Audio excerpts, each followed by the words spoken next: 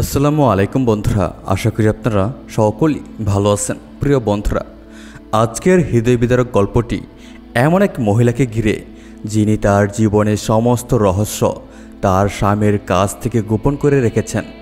এজন্য তাকে তার যৌবনকালে মৃত্যুবরণ করতে হয়েছিল।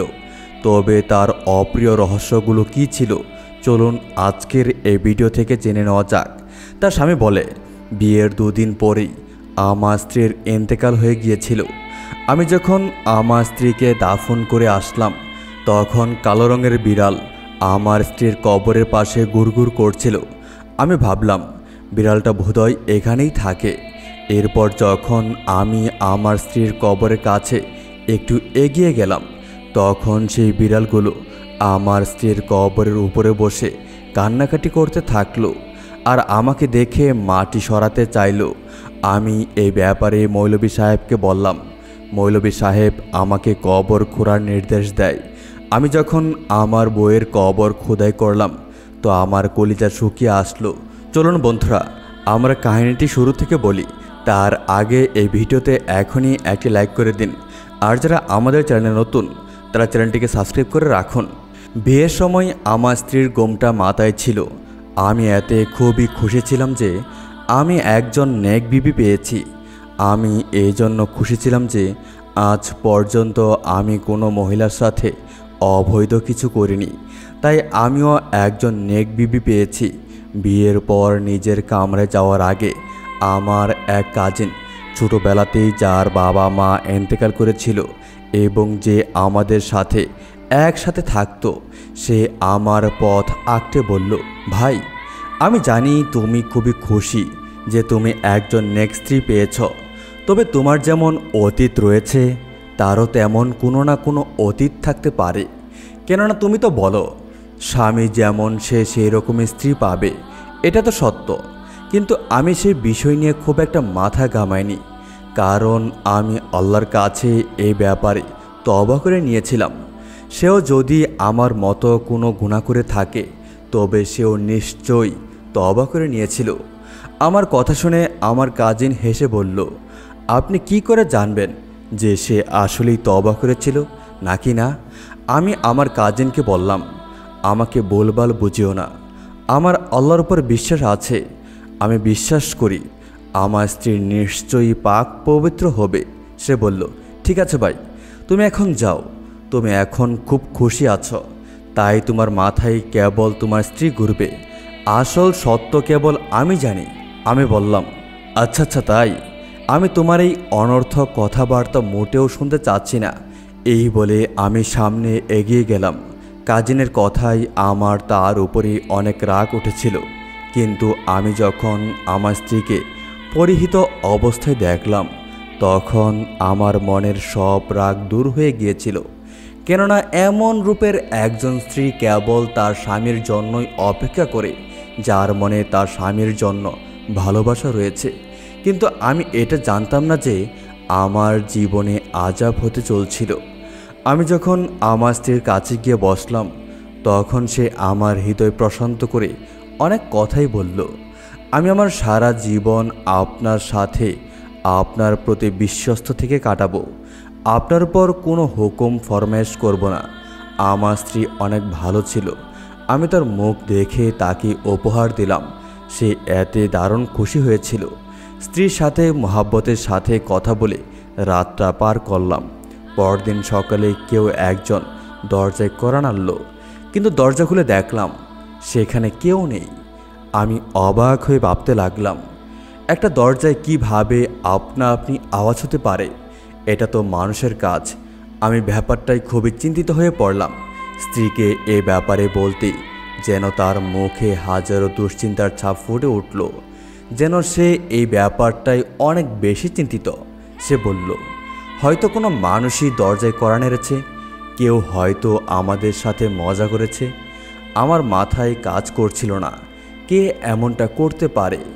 আমার স্ত্রী বাইরে এসে যায় নামাজ বিছিয়ে নামাজ পড়তে লাগলো। আমি আমার স্ত্রীর তাওয়াক্কুলে খুবই খুশি হলাম। এমন সময় আমার আম্মা এসে বলল, বাবা, একটা সমস্যা হয়ে গিয়েছে, যার সমাধান একমাত্র তুমি করতে পারো। আমি ভাবতে লাগলাম, আবার কি সমস্যা হয়েছে? আম্মা বলল, ঘর থেকে সমস্ত রেশন কেউ যেন চুরি করে নিয়েছে। খাওয়ার জন্য বাড়িতে কিছুই নেই। তোমার স্ত্রীর কদম ভালো না, কে জানি আমাদের সব রেশন চুরি করে নিয়ে গেছে। তার কথা শুনে আমি অবাক হয়ে গেলাম। বললাম, আজকাল রেশন কে চুরি করবে? আম্মা বললেন, আমাকে বেশি বাসন দিও না। আমি জানি এই সব কিছু তোমার স্ত্রীর কারণে হয়েছে। জলদি বাজারে যাও আর রেশন কিনে নিয়ে এসো, নাস্তা বানানো লাগবে। আমি আম্মার কথা শুনে বাজারে চলে গেলাম। সেখান থেকে রেশনের সমস্ত কিছু কিনে বাড়িতে ফিরছিলাম। বাড়ির কাছে আসতেই আমি একটা চিৎকার শুনতে পাচ্ছিলাম। মনে হচ্ছিল সেটা কোনো মহিলার চিৎকার, যেন সেটা আমার স্ত্রীর চিৎকারের আওয়াজ। আমি জলদি এগিয়ে গিয়ে দরজায় বেল বাজাতে লাগলাম, কিন্তু কেউ দরজা খুলছিল না। আমি অনেক চিন্তিত হয়ে পড়লাম। এক পর্যায়ে দরজায় লাথি মারতে শুরু করলাম, তাও কেউ দরজা খুলছিল না। এরপর আমি আম্মাকে ফোন দিলাম, কাজিনকে ফোন দিলাম, কিন্তু কেউ তাদের ফোন তুলছিল না। আচমকা আম্মা দরজা খুললেন। আমি আম্মাকে জিজ্ঞেস করলাম, আম্মা, দরজা খুলছিলেন না কেন? আমি কতক্ষণ ধরে বাইরে দাঁড়িয়ে আছি। আপনি কি জানেন না, আপনি তো আমাকে অনেক রেশন আনতে পাঠিয়েছেন, আর ভেতর থেকে চিৎকারের আওয়াজই বা কেন আসছিল? আপনি কি আমার স্ত্রী সাজিয়াকে কিছু বলেছেন? আম্মা বলেন, না বাবা, আমি তোমার স্ত্রীকে কি বলবো? আমি ওয়াশরুমে ছিলাম, তাই আমার দেরি হয়েছিল। এই বলে তিনি ভেতরে চলে গিয়েছিলেন, কিন্তু তিনি আমার সাথে চোখে চোখ রাখতে পারছিলেন না, যেন তিনি আমার থেকে কোনো কিছু গোপন করতে চাইছিলেন। আমি জলদি আমার কামরায় আসলাম। দেখলাম আমার স্ত্রী আরাম করে বসে আছে। আমি তাকে জিজ্ঞেস করলাম, কি হয়েছে? আমার স্ত্রী বলল, কই না তো, এখানে তো তেমন কিছুই হয়নি। আমি তাকে বললাম, আমি এতক্ষণ ধরে দরজা ধাক্কা দিচ্ছিলাম, তুমি দরজা খুলোনি কেন? স্ত্রী বলল, আমার ভুল হয়ে গিয়েছে, এরপর থেকে আমি দরজা খুলে দিব। আমি বললাম, এবার তুমি আমাকে বলো, এখান থেকে চিৎকারের আওয়াজ বেশি আসছিল কেন? কে ছিল যে চিৎকার করছিল? আমার স্ত্রী ঘাবড়ে গিয়ে বলল, আমি কিছুই জানি না। আমি তাকে বললাম, তুমি অন্তত আমাকে এটা বলতে পারো যে সে আওয়াজটি কার ছিল, কারণ আমি নিশ্চিত জানি সে আওয়াজ আমার বাড়ি থেকে আসছিল। স্ত্রী বলল, আপনার এমনটা মনে হতে পারে, তবে এমন কোনো কিছুই হয়নি। স্ত্রীর কথা শুনে আমি নিজেই অবাক হয়ে গেলাম। তো এরপর আমি যে রেশন এনেছিলাম তাতে খাবার বানাতে অনেক দেরি হয়ে গিয়েছিল। আমার স্ত্রী কামরা থেকে বেরিয়েছে 1 ঘন্টার ওপরে হয়েছে, আর সে এখনও রান্নাঘর থেকে আসেনি। আমি রান্নাঘরে গিয়ে দেখতে চাচ্ছিলাম, কারণ আম্মা বলেছিলেন আমি তোমার স্ত্রীর কোনো নখরা খাটাতে পারবো না, আমি নিজেই অসুস্থ থাকি, তাই সে খাবার দাবার ও ঘর দুয়ার পরিষ্কারের কাজ নিজেই করবে। বিয়ের প্রথম দিনই আমার স্ত্রী উঠে রান্নাঘরে গিয়ে নাস্তা বানাচ্ছিল। 1 ঘন্টা হয়ে গিয়েছিল। আমি গিয়ে তাকে দেখতে চাচ্ছিলাম। আমি কামরা থেকে বের হতে যাব, এমন সময় দেখলাম আমার কামরার দরজা বাইরে থেকে বন্ধ করা। আমি অবাক হয়ে বললাম, কামরার দরজা কে বন্ধ করবে? আমি দরজায় কয়েকটা ঘুষি দিলাম, কিন্তু তাতেও দরজা খুলল না। আমি আমার কাজিনকে ফোন দিলাম, বললাম এসে আমার দরজাটা খুলে দিতে। সে এসে দরজা খুলে বলল, দরজা তো আগে থেকেই খোলা ছিল। ভাই, আমার তো মনে হচ্ছে আপনার মানসিক ভারসাম্য হারিয়ে যাচ্ছে। আমার কাজিনকেও এই মুহূর্তে আমার বিরক্ত লাগছিল। আমি রান্নাঘরে গিয়ে দেখলাম আমার স্ত্রী রান্না তৈরি করছিল। দরজা বন্ধ হওয়ার রাগটা আমি আমার কাজিনের উপর মিটিয়ে নিলাম, এবং আমার কাজিন আমার কথা শুনে সে হাসতে হাসতে বলল, ভাই, আমি তো আপনাকে বুদ্ধিমান ভেবেছিলাম, কিন্তু এখন মনে হচ্ছে আপনাকে সব কথা ভেঙে ভেঙে বোঝাতে হবে। আমি তাকে বললাম, তোমার এই কথার মানে কি? সে আমার কাঁধে হাত রেখে সহমর্মিতার সাথে বলল, ভাই, আর কিছুদিন পরে নিজের স্ত্রীর আসল রূপ জানতে পারবে। এটা বলে সে চলে গেল। একটু পরে আমি আমার স্ত্রীকে খুঁজছিলাম, কিন্তু সে কোথাও ছিল না। অবশেষে আমি তাকে আমার কাজিনের কামরা থেকে বেরোতে দেখলাম। তাকে এভাবে দেখে আমার খুব খারাপ লাগলো। এবং সন্দেহ হলো সে একদিনের নববধূ ছিল, তার আমার কাজিনের কামরায় যাওয়া উচিত হয়নি। আমি তাকে জিজ্ঞেস করলাম, তুমি আমার কাজিনের কামরায় কেন গিয়েছিলে?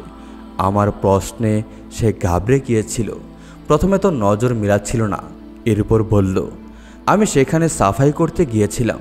আমি তাকে বললাম, এত সকাল সকাল সাফাই করার কি প্রয়োজন পড়ল? আর তুমি কি করে জানলে এই ঘরে কয়টা কামরা রয়েছে? আমার কথা শুনে স্ত্রী বলল, যখন আমি এখানে প্রথম দিন থেকেই নাস্তা বানাতে পারি, তাহলে সাফাই করতে পারবো না কেন? এরপর আমিও ঘরদোর সাফাই করতে শুরু করলাম। আমার মনে হলো আমার স্ত্রীকে বলা কথা যে নাস্তা আজকে থেকে তুমি বানাবে, এটা আমার স্ত্রীর ভালো লাগেনি। আমি আমার স্ত্রীর সাথে কথা বলতে চাইলাম, কিন্তু সে মন খারাপ করে চুপ করে রইল। আমি তার সাথে কথা বলতে চাইলেও সে আমাকে এড়িয়ে যেতে লাগলো। আমি সারাদিন চেষ্টা করলাম, সন্ধ্যা পর্যন্ত আমার স্ত্রী মন খারাপ করে রইল, তার চোখে পানি টলমল করছিল। রাতের খাবার খেতেই আমার মেজাজ খারাপ হয়ে গেল। আমি আমার স্ত্রীকে বললাম, তুমি কি কারণে এখনও জেদ ধরে মন খারাপ করে আছো? স্ত্রী বলল, আল্লাহর ওয়াস্তে আমাকে বাড়িতে রেখে আসুন। আল্লাহর দোহাই, আমাকে দয়া করে এই বাড়িতে আর রাখবেন না। আমি রেগে গিয়ে বললাম, কি বলতে চাও তুমি?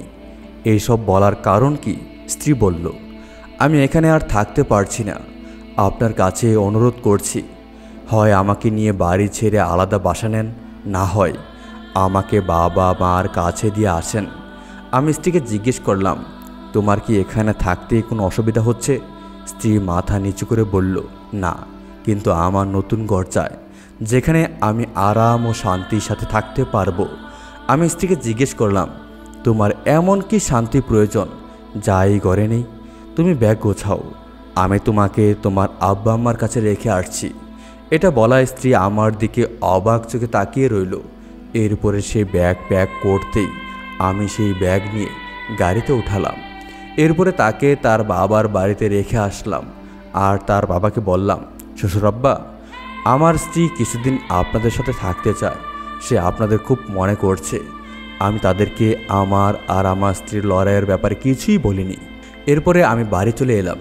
বাড়ি আসতেই আমার কাজিন আমাকে বলল, তোমার কি প্রয়োজন ছিল তোমার স্ত্রী বলা মাত্রই তাকে তার বাবার বাড়ি রেখে আসার? মেয়েরা এমনটা বলেই, কিন্তু স্ত্রীদের দাবিয়ে রাখতে হয়। কিন্তু তুমি তো তোমার স্ত্রীকে কাবু করতেই পারো না। কালকে যখন সবাই জানতে পারবে তুমি বিয়ের পর দিনই তোমার স্ত্রীকে তার বাবার বাসায় রেখে এসেছ, তখন তারা কি বলবে? যে স্বামী তার স্ত্রীর কথাই চলে। লোকে তাকে নাচনে বাদর বলে থাকে। তুমিও আজব ভাই। আমার তোমার থেকে এই আশা ছিল না। আমার কাজিন এই কথা বলে নিজের রুমে চলে গেল। আর রুমে গিয়ে সে কারোর সাথে ফোনে ঝগড়া করে কথা বলছিল, আর তাকে খুব রাগান্বিত মনে হচ্ছিল। আমিও নিজের কামরায় চলে আসলাম। কিন্তু কিছু সময় পরে আমার কাজিন এমন একটা কথা বলল যে আমার তাকে সন্দেহ হতে লাগলো। রাতে খাবার খেতে বসে আম্মা জিজ্ঞেস করলেন, তোমার স্ত্রী কোথায় গিয়েছে? আমার কিছু বলার আগেই সে বলল, চাচি, আপনার কি আমার বন্ধু বাকারের বিয়ের কথা মনে আছে, যার বিয়ে 3 বছর আগে হয়েছিল? আম্মা বলল, হ্যাঁ। তবে তার কথা তুমি এখন কেন বলছো? কাজিন বলল, তার স্ত্রী এমন ঘন ঘন বাপের বাড়িতে যেত। তারপরে জানা গিয়েছিল সেখানে এসে তার প্রেমিকের সাথে দেখা করতে যেত। মেয়েরা যখন বারবার বাবার বাড়ি যাতায়াত করে, তখন স্বামীকে বুঝতে হবে এর পেছনে নিশ্চয়ই কোনো কারণ আছে। মেয়েরা অকারণে তার স্বামীর সংসার ছেড়ে বাবার বাড়িতে থাকে না। ভাই, আমার তো মনে হয় তোমার স্ত্রীর এমন কোনো প্রেমিক রয়েছে, না হয় ছোট কোনো ব্যাপারকে কেন্দ্র করে সে তার বাবার বাড়িতে যেত না। এর পেছনে নিশ্চয়ই কোনো কারণ রয়েছে। আমি তাকে বললাম, তুমি আজেবাজে বকবে না, আমার স্ত্রীর ওপর পূর্ণ বিশ্বাস রয়েছে। কাজিন বলল, আরে বড় ভাই, আপনার আত্মবিশ্বাস তো থাকবেই। আপনি তার ভালোবাসায় অন্ধ হয়ে গিয়েছেন, কিন্তু আমরা তো অন্ধ নই, আমাদের চোখে সব কিছুই পড়ে। আমি আমার কাজিনের কথা শুনে বিরক্ত হয়ে গিয়েছিলাম। আমি তাকে বললাম, আমি এই মুহূর্তে আমার স্ত্রীকে ওই বাড়ি থেকে আনতে যাচ্ছি। এরপর যদি তুমি আর একটা কথা বলো তাহলে সেটা ভালো হবে না। এটা বলে আমি উঠে যাব। এমন সময় আমার কাজিন হাসতে হাসতে বলল, তোমার স্ত্রী একটু আগেই ফিরে এসেছে, আর তুমি এই ব্যাপারে জানো না। তুমি নিজেই দেখো, সে তোমাকে এই ব্যাপারে বলার প্রয়োজন মনে করেনি। এটা শুনে আমি অবাক হয়ে গিয়েছিলাম। যদি সে ফিরে এসে থাকে তবে আমার সামনে কেন আসেনি? আমাকে কেন সে এড়িয়ে চলছে? আমি তো ঘরেই ছিলাম, আমি তো আমার কামরায় ছিলাম। হয়তো সে নিজেই কামরায় রয়েছে। আমি তখনই নিজের কামরায় গেলাম, আর এরপর যা দেখতে পেলাম তাতে আমার গায়ের লোম দাঁড়িয়ে গিয়েছিল। আমি দেখলাম আমার স্ত্রী বিছানার ওপর অচৈতন্য অবস্থায় পড়ে আছে। তার হাতের কাছে একটা কাগজ রাখা আছে। তারপর শরীর নীল হয়ে গিয়েছিল। দেখে মনে হচ্ছিল সে বেহুশ হয়ে গিয়েছে। আমি তার কাছে গিয়ে তাকে সোজা করতেই বুঝতে পারলাম তার রূহ দেহ ছেড়ে বেরিয়ে গিয়েছে, অর্থাৎ আমার স্ত্রীর মৃত্যু হয়েছিল। আমি অবাক হয়ে গিয়েছিলাম। এরপর আমি যখন তার পাশে থাকা কাগজ পড়তে শুরু করলাম তখন আমার পায়ের তলা থেকে মাটি সরে গিয়েছিল। সে সেই চিঠিতে যা লিখেছে তা যে কারো পায়ের তলা থেকে মাটি সরানোর জন্য যথেষ্ট। সে লিখেছে, আমি আমার স্বামীর কাছে ক্ষমা প্রার্থী, কেননা আমাকে দুনিয়া থেকে চলে যেতে হচ্ছে, কেননা আমি নিজে নিজের ওপর লজ্জিত। আমার চরিত্র এত ভালো নয় যে আমি আমার স্বামীর চোখে চোখ মেলাতে পারবো। সে আমাকে খুব ভালোবাসে, কিন্তু বিয়ের আগে আমি অনেক ছেলের সাথে সম্পর্ক করেছিলাম। আমি নিজেকে আমার স্বামীর উপযুক্ত বলে মনে করি না, তাই আজ আমি নিজেকে শেষ করতে যাচ্ছি। এটা পড়তেই আমার পায়ের তলা থেকে মাটি সরে গিয়েছিল, আমার চোখে পানি এসে পড়েছিল। স্ত্রীর এই ধোঁকা কিছুতেই মানতে পারছিলাম না, তার উপরে তার মৃত্যুটাও মানতে পারছিলাম না। এই খবর পুরো গ্রামে আগুনের মতো ছড়িয়ে পড়ল। তারা সবাই একত্রিত হয়ে বাসায় এলো। স্ত্রীর বাবা মা যখন এই চিঠির ব্যাপারে জানতে পারল তখন তারাও অবাক হয়ে গেল। তারা বলতে লাগলো, সব কিছুই মিথ্যা, আমার মেয়ে অত্যন্ত পাক ছিল। আমরা এই ব্যাপারে অনুসন্ধান চালাবো, কারণ এটা হতেই পারে না। আমার মেয়ে অনেক নেক ছিল, এই বয়সে কোনো ছেলের দিকে চোখ তুলেও তাকায়নি। এই চিঠি আমার মেয়ের হতেই পারে না। আমি স্ত্রীর পরিবারের কথা শুনতাম না নিজের দুঃখ সামলাতাম। আমি আমার স্ত্রীর ব্যাপারটা আল্লাহর উপর ছেড়ে দিয়েছিলাম। লাশ দাফন করার জন্য কবরস্থানে নিয়ে গেলাম। স্ত্রীর বাবা আমার উপর খুবই নারাজ ছিলেন। তিনি আমার সাথে কথা পর্যন্ত বলতে চাচ্ছিলেন না, যেন মেয়ের মৃত্যুর জন্য তিনি আমাকে সন্দেহ করছিলেন। তিনি আমাকে আমার স্ত্রীর মৃত্যুর কারণ ভাবছিলেন। যদিও আমি এই চিঠিটা তার লাশের পাশে পেয়েছিলাম, কিন্তু তাদের আমার কথার কোনো বিশ্বাস হচ্ছিল না। তাই আমিও চুপ হয়ে গেলাম। আমি নিজের ওপর কোনো রকম দুঃখের ভার নিতে চাচ্ছিলাম না, তাই আমি কারো কথায় পাত্তা দেওয়া বন্ধ করে দিলাম। এরপর এমন একটা ঘটনা ঘটল যা আমার চোখের ওপর থেকে সম্পর্কের এই পর্দা সরিয়ে দিল। আর এই ব্যাপারটি একদম কাকতালীয়ভাবে ঘটেছিল। আমার স্ত্রীকে দাফন করার সময় দুইটা কালো বিড়াল তার কবরের পাশে ঘুরঘুর করছিল। আমি ভেবেছিলাম বিড়ালগুলো মনে হয় কবরস্থানে থাকে, তাই হয়তো এখানে চলে এসেছে। সন্ধ্যায় যখন সবাই নিজ নিজ বাড়িতে ফিরে গিয়েছিল তখন আমি আমার স্ত্রীর কবরে দোয়া করতে গিয়েছিলাম। কেন জানি আমার এইসব ঘটনা মিথ্যা বলে মনে হচ্ছিল তার আত্মহত্যার পেছনে কোনো কারণ তো নিশ্চয়ই আছে। কাকতালীয়ভাবে সে দুটো বিড়াল আমার স্ত্রীর কবরের পাশে কান্না করছিল। এক মুহূর্তের জন্য আমার ভয় হতে শুরু করলো। আমি যখন সেখান থেকে চলে আসতে নিলাম তখন সেই বিড়ালগুলো কবর থেকে মাটি ওঠাতে লাগলো। তারা তাদের পা দিয়ে মাটি সরাতে লাগলো। এই দৃশ্য দেখে আমি তাজ্জব হয়ে গেলাম। বিড়াল দুটো কবরের চারদিকে ঘুরছিল। আমি ভাবলাম এই ব্যাপারে আমার কোনো আলেম বা মৌলভী সাহেবকে বলা দরকার। হতে পারে এসবের পেছনে অন্য কোনো কারণ রয়েছে। আমি ইমাম সাহেবকে এই ব্যাপারে বললাম। তিনি কবরে দোয়া করে দিলেন। এরপরে সেখানে কিছুক্ষণ বসলেন। বিড়ালগুলো তখনও কবরের চারদিকে ঘুরছিল। মৌলভী সাহেব বললেন, কবরটা খোলা হোক। আমার সাথে তখন আমার এক বন্ধু উপস্থিত ছিল। আমরা দুজনেই ভয় পাচ্ছিলাম, কিন্তু খোদাইকারীর সাহস নিয়ে কবরটি খনন করতে লাগলো। কবরটি খুঁড়তেই দেখতে পেলাম আমার স্ত্রীর হাত পা নড়ছে, তার মুখ দেখে মনে হচ্ছে সে শ্বাস নিচ্ছে। এটা দেখে আমার হুঁশ উড়ে গিয়েছিল। আমি আমার স্ত্রীকে নিয়ে হাসপাতালে গেলাম। অবাক করা ব্যাপার হচ্ছে এরপরে সেই বিড়াল দুটো গায়েব হয়ে গিয়েছিল। আমি তাদেরকে কবরস্থান থেকে বের হতে দেখেছিলাম। স্ত্রীকে হাসপাতালে নেওয়ার পরে ডাক্তার বলল, আপনার স্ত্রী কোমায় চলে গিয়েছে।